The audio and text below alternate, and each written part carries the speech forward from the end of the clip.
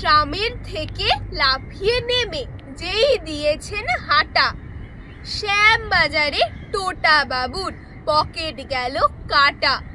তখন বোঝেননি তা, কিন্তু বাড়ি ফিরে খুলতে গিয়ে পাঞ্জাবিটি বুঝলেন রাত্রিরে। অমনি মনে পড়লো একটা মুস্কো জোয়ান লোক, ট্রামের মধ্যে কেমন যেন করছিল ছোক ছোক। শুধু কি তাই, সেই লোকটাই শ্যামবাজারে এসে দাঁড়িয়েছিল টোটা বাবুর বড্ডই গা ঘেঁষে। সেই যে টাকা সাফ করেছে সন্দেহ নেই তাই, ধরতে তাকে হবেই হবে একদিন রাস্তায়। ধরলে না তার পরের দিনই লোকটাকে ক্যাক করে, পিছন থেকে লেঙ্গি মেরে শ্যামবাজারের মোড়ে।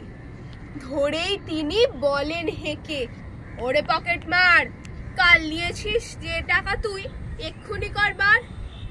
লোকটা বলে, আগে আমি টাকার কি বা জানি, পকেট কেটে যা পাই সবই নেন কেড়ে বিজ্ঞানী।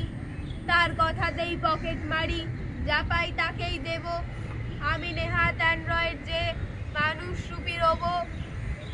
জবাব শুনে টোটা বাবুর চক্ষু ছানা বড়া, বুঝলেন যে আসল দোষী চায় না তাকে ধরা। এটাও তিনি বুঝলেন যে এখন কলকাতায় কে যন্ত্র আর কেই বা মানুষ, সেইটে বোঝাই দায়। নমস্কার।